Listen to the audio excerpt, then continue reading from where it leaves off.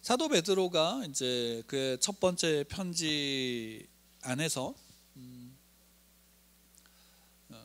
성도들, 고난받고 있는 성도들을 향해서 이제 그 권면과 위로와 또 그 안에서 또한 이제 하나님의 뜻 가운데서 그리스도인이 어떻게 살아야 하는지를 이제 이야기하고 있습니다. 그 중에 이제 특별히 이제 5장에 넘어와서부터 이제 이 첫 번째 편지가 마치는 그 시점에서는 이제 그 안에서 조금 더 세부적으로 또 직접적으로 그 초대교회 이 편지를 읽는 성도들을 향해서 이제 권면하고 있는 내용을 좀 볼 수 있습니다. 그래서 우리가 지난주에 우리가 함께 봤지만 먼저는 장로들에게 권한다라고 이야기를 하면서 자기 자신도 장로에 속해 있음을 이야기를 합니다. 그리고 이제 그러면서 뭘 이야기하냐면 이 장로들에게 그리스도의 고난의 증인이다라고 이야기를 합니다. 그리고 단순하게 그런 고난의 증인으로만 아니라 나타날 영광에 참여할 자다라고 말합니다.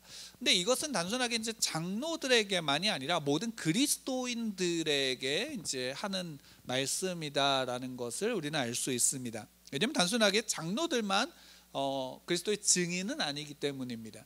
모든 그리스도인들이 그 고난 가운데서 그 그리스도의 증인이요 또 그 영광에 참여할 자들이기 때문입니다.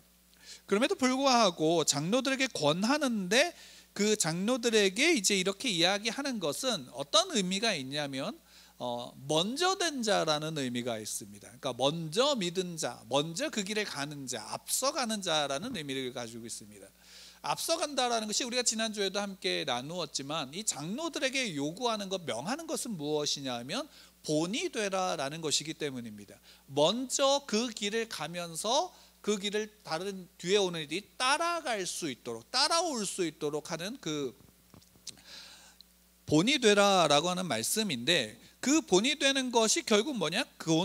그리스도의 고난의 증인이며 그 영광에 참여할 자로서 그 가운데 서는 겁니다. 그래서 실제로 이 베드로 사도가 이 편지를 받는 이들을 향해서 나그네다라고 하는 것, 또 고난받고 있는 것에 대해서 정말로 잘 알고서 이 편지를 쓴 것처럼 이제 모든 그리스도인들이 또 그리스도인은 단순하게 믿는다, 구원받는다라는 것으로서 끝나는 것이 아닌 그들의 삶의 신앙의 여정은 그리스도의 고난에 참여하는 여정이어야 한다라는 것을 이야기하는 겁니다. 그런데 여기에서 이제 그럼 먼저 간 자들, 그래서 장로된 자들, 그리고 또 어떻게 본다면 오늘날로 표현한다면 교회의 지도자라고 할 수 있는 이들에게 그럼 본이 되라라고 했는데 그 본이 되는 것이 그럼 무엇인가? 말 그대로 먼저 가는 거죠. 그 먼저 가는데 거기에 따라오는 게 뭐가 있냐면 주장하지 말라라는 겁니다. 본이 되는데 주장하지 말라라는 거죠. 그러니까 좀 우리의 식으로 표현한다면 강제하지 말라라는 겁니다. 자원으로서 그 일을 하라라는 거죠. 왜냐하면 실제로 이 장로된 자들에게도 마찬가지인데 뭐냐면 자원함으로 양무리를 치라라고 얘기하는 겁니다. 그러니까 먼저 본이 되는 것은 그 고난에 참여하는 자로서 나아가는 것이고, 그 안에서 함께 뒤에 오는 이들을 어떻게 하냐면 그들을 잘 이끌어가는 목자로서 양을 쳐야 하는데, 그것이 억지로 강압적으로가 아니라 너희들 스스로가 먼저 자원함으로 그 일을 감당하고 그 안에 뒤에 오는 이들에게도 또 어떻게 하는가? 자원함으로, 주장하지 말라, 강제하고 억압하지 말라라는 것으로 이제 그 이야기를 합니다. 그런데 이제 그 다음에 우리가 오늘 본 본문에서는 그럼 장로들에게 이렇게 권하고 나서 젊은이들에게 권하고 있죠. 그러니까 여기에 젊은이들은 단순하게 나이가 어리다라는 의미도 있지만 또 한편으로는 뭐냐면 그 장로된 자들 외에 모든 그리스도인들을 뜻하는 것이기도 합니다.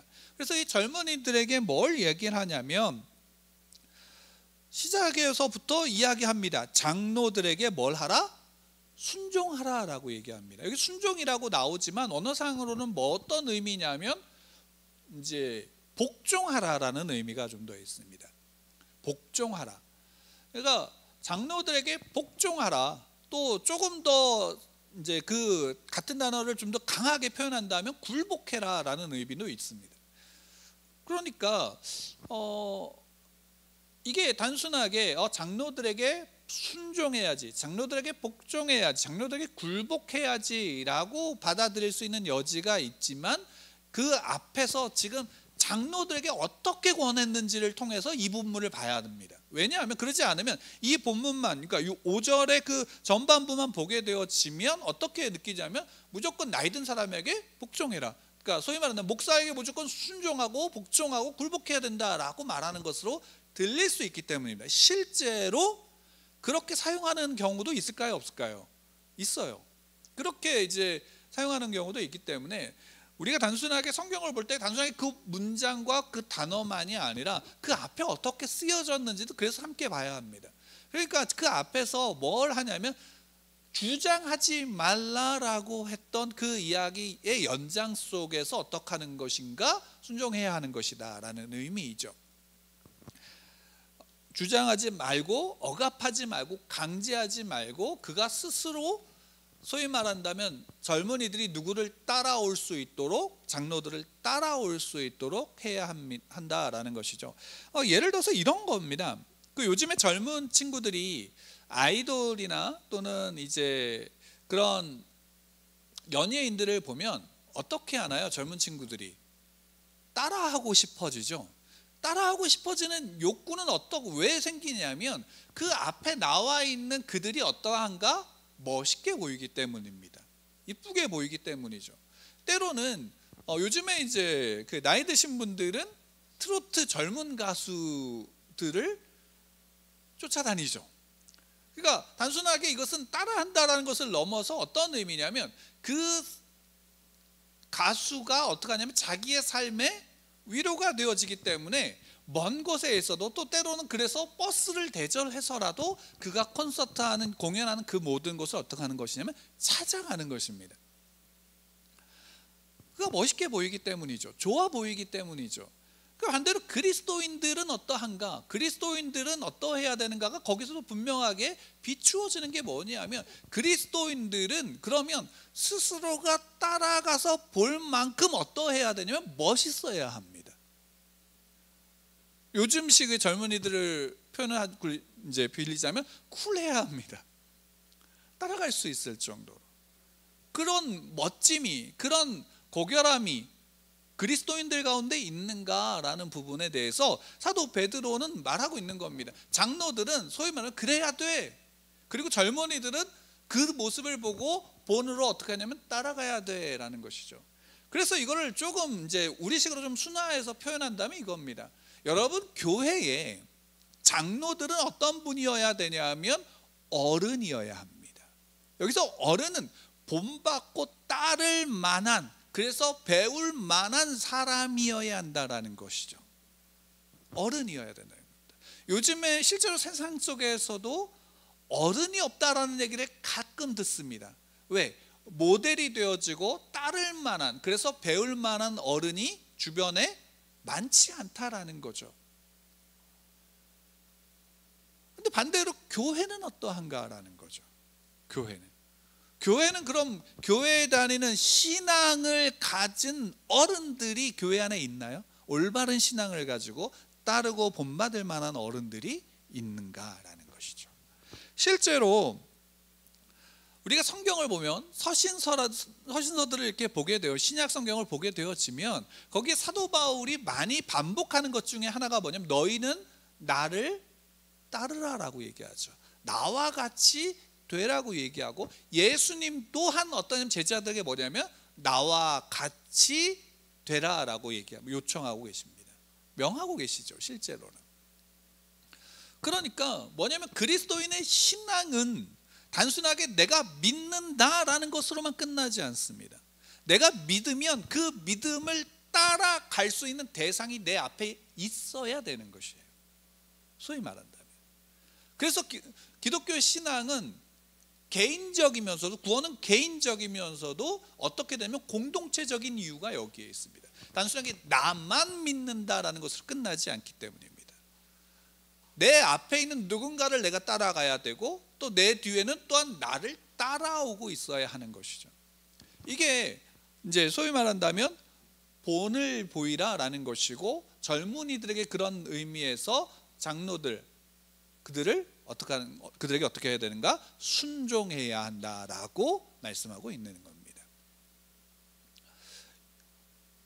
순종이라는 의미가 우리가 어떻게 본다면 순종이라는 의미를 굉장히 오해하고 잘못 해석했다기보다 잘못 적용해서 쓰는 경우가 많기 때문에 안 좋아하는 경우도 있지만, 실제로 교회 안에서의 관계는 어떠한 관계 속에서 이루어지냐면 순종이라는 관계 속에서 이루어지게 되어집니다. 왜냐하면 우리가 누구에게 순종해야 하기 때문입니까?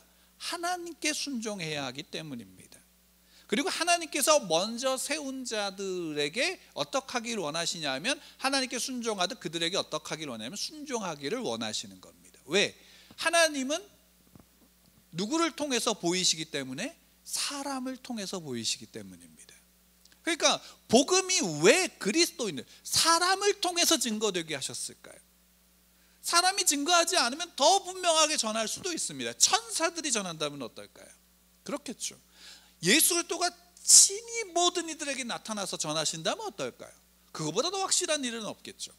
그럼에도 불구하고 성도라고 하는 사람을 통해서 전하게 하신 이유가 뭘까요? 왜? 하나님 사람을 통해서 역사하시기 때문입니다. 사람을 통해서. 그래서 그리스도인들은 더욱이 어떠해야 되냐라는 부분을 여기서 더 분명하게 가르쳐주고 있는 거예요. 본을 보여야 된다. 그리고 그 안에서 본을 보이는 자를 어떻게 하는가? 순종해야 한다라는 거죠.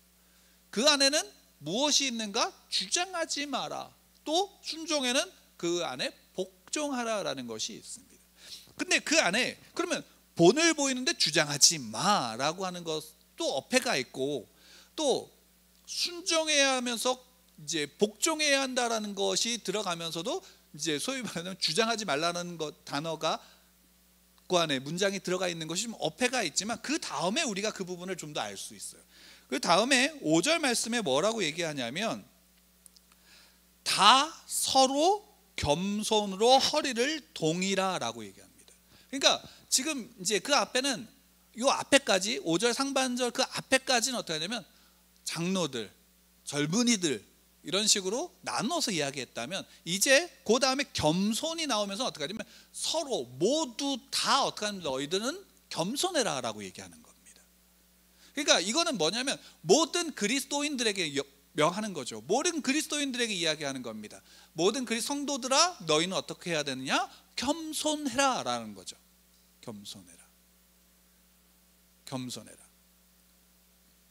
왜 그럼 겸손이 나올까라는 거죠. 여러분, 왜 겸손하라라고 할까요? 겸손이 가지고 있는 뜻이 무엇이기 때문에 그럴까요? 겸손이 우리의 사용하는 이 겸손이라는 이 단어도, 한자어도 원래는 어떤 뜻이냐면 자신을 낮추고 예를 갖춘다라는 의미를 가지고 있습니다. 자신을 낮추고 예를 갖춘다. 그러니까 서로의 관계 속에서 상대방보다 나를 조금 낮춤으로 말미암아 그에게 예를 갖추기에 좀 더 수월해지고, 또 그로 말미암아 상대방을 좀 더 존중해 줄 수 있도록 이 겸손이라는 단어가 사용되어집니다. 근데 성경에서는 어떻게, 원어에서는 이 부분을 어떻게 우리에게 알려주고 있냐면, 헬라어 원어에서는 여기를 겸손이라는 이 단어가 어떤 뜻을 가지고 있냐면 마음을 낮추는 것으로 되어져 있습니다. 마음을 낮추는 것. 그러니까 우리가 이 마음을 낮춘다라는 것으로 우리가 겸손이라는 단어를 사용하는 건 참 잘 사용한 겁니다. 잘 맞게 사용했는데, 원어가 조금 더 이 부분에서는 좀 더 분명하게 표현하죠. 마음을 낮추는 겁니다. 마음을 낮추는 것. 그러니까 성경이 우리에게 요구하는 겸손은 나를 낮춘다. 내가 그냥 겸양을 떨면서 당신이 좀 더 높은 사람이죠 라는 그런 차원의 문제가 아니라, 아예 무엇을 낮추냐면 내 마음 존재 자체를 낮추는 것입니다. 그러면 여기서 생각해 볼 수 있는 게, 우리가 나를 낮출 수 있는 유일한 존재, 유일한 대상은 누굴까요? 하나님이시죠. 왜요? 왜 하나님만이 우리에게 유일하게 내가 나를 낮출 수 있는 분일까요? 그분이 온전히 우리를 택하신 그 구원 자체가 우리에게 어떤 자격이 있어서가 아니라 우리가 자격 없는 자에게 주신 온전한 은혜이기 때문입니다.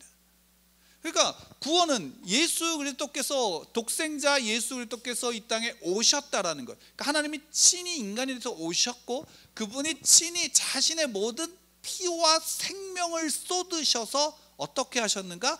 나를 구원하셨기 때문입니다. 그 안에는 내가 내세울 어떠한 것도 없습니다. 그래서 칼빈이 우리는 전적으로 타락했다라고 말하는 이유가 여기에 있습니다.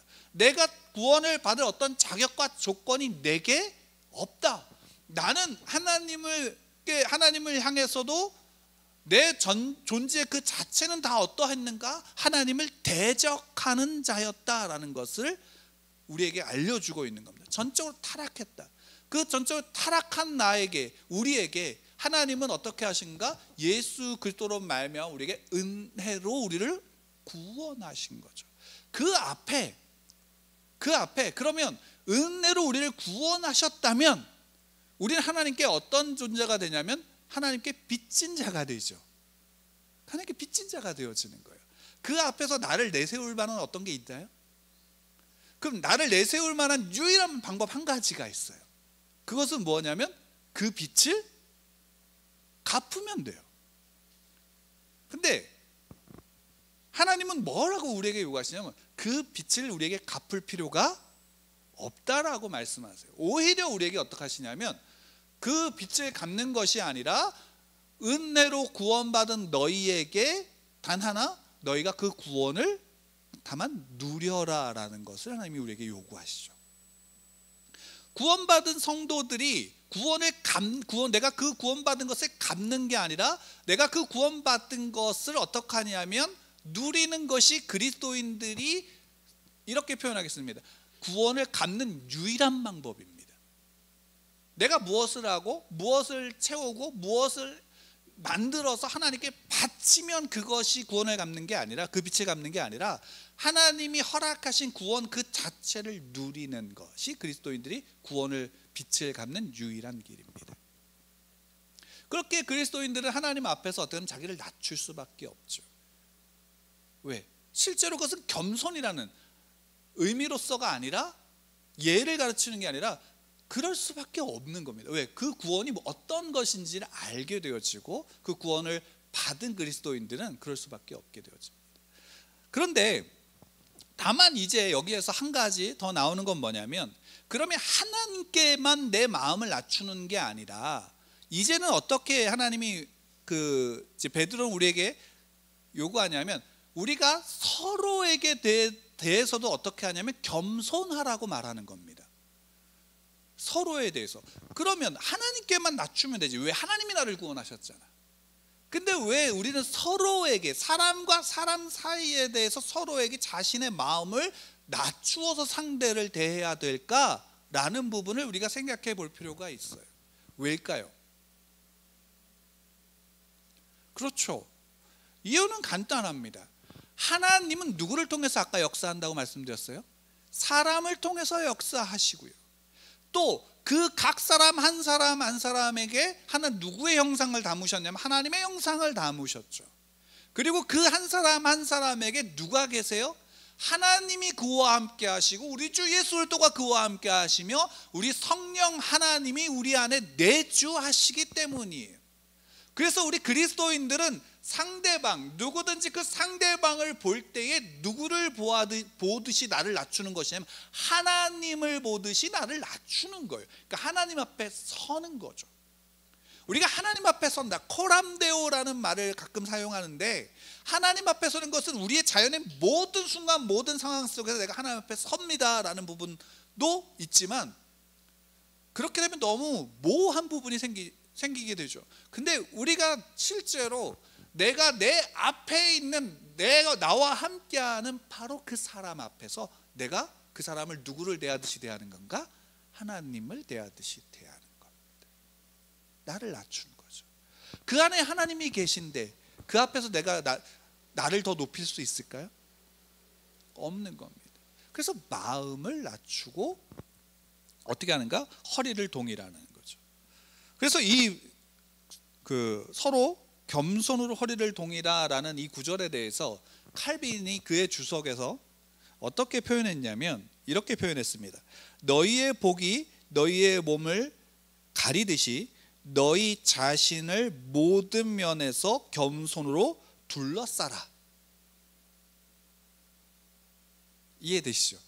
그러니까 우리가 옷으로 내 몸을 감싸듯이 그리스도인들은 내 모든 면에서 무엇으로 우리를 감싸야 되는가? 겸손으로 나를 감싸야 된다라는 부분입니다.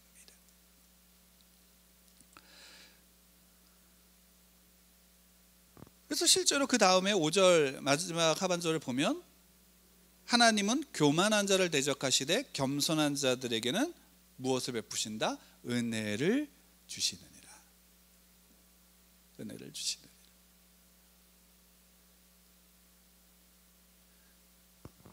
그러니까 지금도 모든 그리스도인들은 구원의 은혜를 받았다라는 것을 끝나는 게 아니라 지금도 우리는 하나님이 주시는 은혜 가운데 내가 있는 겁니다. 여러분들은 지금도 하나님의 은혜를 받고 계십니다. 물론 그것에 대해서 우리가 가지고 있는 처한 상황과 그 상황 속에서의 이제 마음의 감정에 따라서 그것을 부정할 수도 있지만 모든 그리스도인들은 살아 숨쉬는 모든 순간 속에서 하나님의 은혜를 받고 있습니다. 그리고 그 은혜를 받았다라는 것을 인지하고 그 받았다라는 것을 믿는 자들은 어떡하냐? 모든 순간을 그 은혜 안에서 살아가는 것입니다. 이게 그리스도인입니다. 그렇기 때문에 그리스도인들의 신앙의 본질을 한 가지 이야기한다면 그 중에 하나가 뭐냐면 사랑일 수도 있겠지만 좀 더 우리가 실제적으로 우리의 삶 가운데 표현되어지는 부분은 뭐냐면 겸손인 겁니다. 신앙이 가지고 있는, 성도가 가지고 있는 신앙의 본질은 겸손인 겁니다. 우리는 우리의 삶 속에서 우리는 늘 무엇으로 내 신앙이 증거되어져야 되는가라고 한다면 여러분들 삶 속에서 신앙은 겸손으로 증거되어져야 합니다. 그 관계 속에서 우리가 이것을 잊지 말아야 할 것입니다. 마음을 낮추는 자로서 모든 사람 앞에 서고 또 그때에야 비로소 그 앞에 본이 된다라는 말이 우리에게 다가오는 겁니다. 주장하지 않는 본이 되는 그리스도인의 모습인 거죠. 멋있고 고결하며 고귀한 성도의 모습이 그 앞에서 비추어지는 겁니다. 실제로 초대교회 때는 이런 믿음의 그 본을 보이는 그 어른들이 성경을 보면 참 많았던 것 같아요. 역사적으로 본다면. 그리고 참 감사한 건 뭐냐면 우리가 역사라는 것을 통해서 우리 앞에서 그 믿음의 본을 보인 수많은 우리의 믿음의 선배들을 볼 수도 있다라는 것입니다. 우리가 그것을 단지 과거에 옛날에 있었던 누군가의 모습이어서가 아니라 그들이 지켰던 그 신앙이 가지고 있었던 그 본질된 모습이 그들의 삶 속에서 어떻게 드러났는지를 우리가 찾아볼 필요가 있고, 특별히 성경은 그런 면에서 우리에게 더욱더 분명하게 그 부분들을 우리에게 자세하게 보여주죠. 성공했을 때와 소위 말하는 세상의 이야기는 실패했을 때의 모든 순간들 속에서 그리스도인이 어떠해야 하는가. 그렇기 때문에 또한 더욱이 신약에서는, 더욱이 요한계시록에서는 마지막 종말의 모습을 담고 있지만, 심판의 모습을 담고 있지만, 그 심판의 모습 속에서 결국엔 그리스도인이, 성도가 승리한다, 그리고 이미 승리했다라는 것을 선언하지만, 동시에 거기에서는 우리가 수요 예배 때마다 살펴봤듯이 세상에서 보는 성도의 실제적인 모습은 어떠한가? 실패한 모습, 패배한 모습으로 비추어지는 것이 어떻게 본다면 당연한 모습일 수 있다라는 것을 우리에게 알려주고 있는 겁니다. 그래서 그리스도의 고난의 증인이다라는 표현도 맞는 겁니다. 여러분, 모든 그리스도인들은 그리스도의 고난의 증인이어야 합니다. 이게 고난의 증인이라는 의미가 단순하게 그분이 십자가에서 돌아가신 것, 그리고 그분이 이 땅에 오셔서 당하신 그 고난만을 이야기하는 것이 아닙니다. 그리스도인으로 살아가는, 믿음을 지키며 살아가는 그 모든 순간 가운데 그리스도인은 어떤 것에 부딪히면 고난 가운데 부딪히는 겁니다. 왜? 세상에서 믿음을 지킨다라는 것은 세상을 향해서 칼을 들고 총을 들고 싸우겠다, 아니 싸우고 있는 것과 마찬가지이기 때문에. 그래서 사도 베드로는 말하는 겁니다. 권하는 겁니다. 또 명하는 겁니다. 너희가 서로 겸손으로 허리를 동이라라는 말이죠.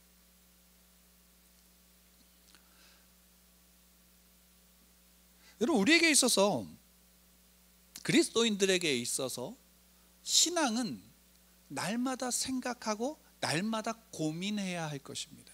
내가 가진 신앙의 모습이, 신앙의 본질이 어디에 있는지를. 그러지 않으면 우리는 모든 순간 속에서 어떻게 하냐면 점점 우리의 생각과 우리의 상황과 환경 속에서 신앙에 가지고 있는 본질을 왜곡시킵니다. 왜냐하면 실제로 예전에 제가 거의 이제 고등학교 시절 또 이제 대학교 청년 시절에 처음 생기면서 사람들 가운데 특히나 젊은이들 가운데 유행했던 것 중에 하나가 뭐냐면 노래방 문화입니다. 노래방 문화. 그 노래방이 처음 생길 때 그 많은 이제 교회 안에서 청년들이 또 청소년들이 그 목회자들한테 많이 물었어요. 뭘 물었냐면 노래방 가도 돼요? 라는 것을 물었어요. 그러면 이제 대부분의 초창기 아주 처음에는 많은 이제 믿음을 가지신 많은 분들이 부정적으로 가지 마라라고 얘기를 했어요. 근데 여러분들 알죠? 이제 청년들이 직장을 들어가거나 대학을 갔을 때 청년 목사나 담당 교육자들한테 찾아와서 항상 묻는, 정말 매년 지치지 않고 나오는 질문이 있어요. 뭐냐면 술 먹어도 돼요? 성경에 술 먹지 말라는 말 없는데요. 그 얘기는 뭐냐면 이미 이제 난 마시고 싶어요. 이미 결론은 그 안에 나와 있는 거죠. 근데 마찬가지로 그때 당시 노래방도 난 가고 싶어요 라는 달 속에서 이야기하죠. 그래서 가지 말라 그러면 불만을 토로하죠. 고리타분하다라는 이야기를 합니다. 어쨌든 그 노래방이 생기면서 그런 질문이 나왔어요. 그 얘기는 뭐냐면 없던 것이 새로 생기니까 여기를 어떻게 대처하는지를 묻는 거예요. 근데 결국에는 이제 조금 시간이 지나면서부터는 불과 몇 년 사이에 어떻게 되냐면 가지 말라고 했던 어른들도 다 어디 가 있냐면 노래방에 가서 노래를 부르고 하는 거죠. 그리고 그때 당시에는 제 기억으로는 술을 파는 데가 거의 없었기 때문에 그래도 나름대로 건전하게 어떤 그런 문화를 즐길 수 있었던 공간이었죠. 그래서 노래방에 가서 또 즐기다가, 물론 지금은 조금 이제 대부분의 노래방들이 또 좀 바뀌긴 했지만, 저도 그래서 20대 초반 때 가보고 나서는 노래방 그 이후에는 한 번도 가본 적이 없는데, 거의 이렇게 새롭게 뭔가 생겨서 새로운 문화 속에서 그것을 접하게 될 때 이것에 대해서 우리가 어떻게 대처해야 될지에 대한 질문들이 나오고, 그 안에서 정말로 어떻게 우리의 신앙을 지켜야 되는 질문들이 당연히 모든 그리스도인들에게는 어떠해야 되냐면 나와야 되는 거예요. 오늘날에도 마찬가지예요. 오늘날에도 마찬가지입니다. 여러 가지 새로운 것들이 계속 나오고 더 많이 나올 거예요. 그러면 그 안에서 정말로 우리가 신앙 가운데서 그것을 어떻게 그 안에서 내가 대처해야 되는지를 그리스도인들은 물어야 돼요. 그리고 그 안에서 먼저 선 그리스도인들, 장로들은, 어른들은 그들에게 본이 될 수 있는 모습으로 그 신앙의 본질을 어떻게 해야 되면 지키면서 나아가야 되는 것입니다. 그리고 그 모습 속에서 저렇게 하면 되는구나 라고 따라가야 되는 거죠. 여기서 따라간다라는 의미는 그것대로 똑같이 되어야 한다라는 의미가 아니라 그들의 처한 상황 속에서 믿음의 본질을 지키기 위한 싸움을 끊임없이 하는 그 안에서 그렇게 세워져야 되는 겁니다. 그래서 결국 여러분, 재밌는 거 한 가지를 말씀을 드리면, 신앙이 깊어지면 깊어질수록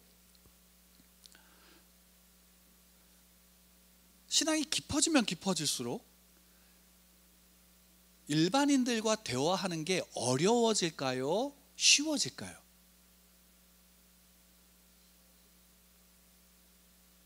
그렇죠? 신앙이 깊어질수록 믿지 않는 자들과 이런저런 대화하는 것이 오히려 더 쉬워집니다. 아이러니하죠. 오히려 그들과 일반인들과 대화하지 못하는 것은 신앙이 그만큼 깊지 않다라는 것과 마찬가지입니다. 모든 대화 속에서 영화 이야기든 드라마 이야기든 또는 가요 이야기든 그 모든 것 속에서 우리의 일상 속에서 하는 그 모든 대화들이 우리의 신앙 속에서 거기에서 신앙적인 이야기를 꺼낸다고 해서 신앙적인 이야기가 아니라 그 대화하는 이가 바로 내 앞에 있는 말하는 이를 통해서 하나님이 내게 말씀하시는, 그리고 그 하나님 앞에 선자의 겸손함의 태도와 그 미덕이 어떻게 되냐면 그 그리스도의 향기로 풍겨지게 되기 때문입니다. 그래서 실제로 뭐 사람에 따라서 취향에 따라서 다르겠지만 저 같은 경우는 영화를 좋아하니까 영화를 보면서 그 영화 안에 있는 모든 얘기들을 좀 다루고 세밀하게 보는 것을 좋아합니다. 그리고 그 안에서 이야기들 속에서 저것이 우리의 성도들, 그리스도인들에게 있어서 우리의 일상의 모든 사람들이 살아가는 그 모습 속에서에 있는 하나의 모습들을 좀 이렇게 보는 것을 좋아합니다. 왜? 그것이 내 신앙에 유익하기 때문입니다. 그 속에서 하나님의 역사가 우리 가운데 어떻게 나타나는지를 조금 떨어진 곳에서 다른 사람의 모습을 통해서 볼 수 있기 때문입니다. 그건 각자마다 또 다른 각자의 취향에 따라 다르게 나타날 수 있겠죠. 중요한 것은 무엇일까요? 중요한 것은 뭐냐면 하나님께서 하나님의 자녀를 사랑하신다라는 사실이고, 그리고 하나님께서 하나님의 자녀를 통해서 그 하나님의 사랑이 세상 가운데 풍겨나기를 원한다라는 것입니다. 그리고 그 세상 가운데 풍겨나는 그리스도인의 그 신앙의 그 복음의 증거는 어떻게 나타나냐면 겸손이다라는 사실인 겁니다. 그래서 6절 말씀은 그런 면에서 우리가 이제 그 다음 주에 또 나누고자 하는 말씀과도 이어지지만 6절 말씀은 그래서 우리에게 중요하게 우리에게 또한 메시지를 던져주고 있죠. 함께 6절 말씀 같이 함께 읽겠습니다. 시작. 그러므로 하나님의 능하신 손 아래서 겸손하라. 때가 되면 너희를 높이시리라. 그러므로 하나님의 능하신 손 아래서 겸손하라라는 거죠. 그리고 또 하나는 뭐냐면 때가 되면 너희를 높이시리라. 그러니까 겸손, 성도의 겸손은 하나님 앞에서 자신의 마음을 낮추는 것인데, 결국 그 낮춘다라는 것은 결국 우리의 안에 주변에 일어나는 모든 일들 속에 누구의 손의 역사가 있다라는 것입니까? 하나님의 능하신 손으로 그 역사가 우리의 주변에서 우리의 삶의 모든 순간 속에서 이 세상 속에서 나타나고 있다라는 것이죠. 그리고 그것을 어떻게 하냐면 믿고 나아가는 자들이 그리스도인입니다. 또한 반대로 또한 그와 함께 결국에는 하나님의 자녀들, 구원받은 하나님의 백성들이 그들의 상황과 처지가 고난 가운데 있다 할지라도 결국 그들을 누가 높이시는가? 하나님이 높이신다라는 사실을 사도 베드로는 알려주고 있는 것입니다. 그러니까 너희들이 어떻게 하냐? 믿음을 지켜 겸손함으로 서로 대하고, 장로들은 본이 되어지고 주장하지 마. 젊은이들은 그 장로들을 향해서 그들에게 순종하고 겸손으로 그들을 따라가라라고 말하고 있는 겁니다. 왜? 그 속에서 누가 역사하십니까? 하나님의 능하신 손이 그 안에서 역사하고 계시기 때문입니다. 우리의 겸손은 거기에 있습니다. 그래서 성도의 신앙의 본질은 그래서 겸손이다라고 말할 수 있는 겁니다. 그리고 겸손은 나를 낮추는 것이죠. 적어도 우리 한글에서 한자어로 겸손이란 단어의 뜻만 우리가 제대로 이해하고 우리의 삶에서 표현한다면 적어도 우리의 삶에서 우리의 신앙이 그것보다 더 잘 드러나는 방법은 없다라는 것입니다.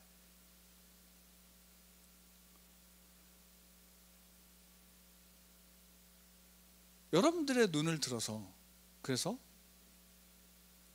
사람을 보십시오. 그리고 예수님이 그래서 우리에게 명하신 게 무엇입니까?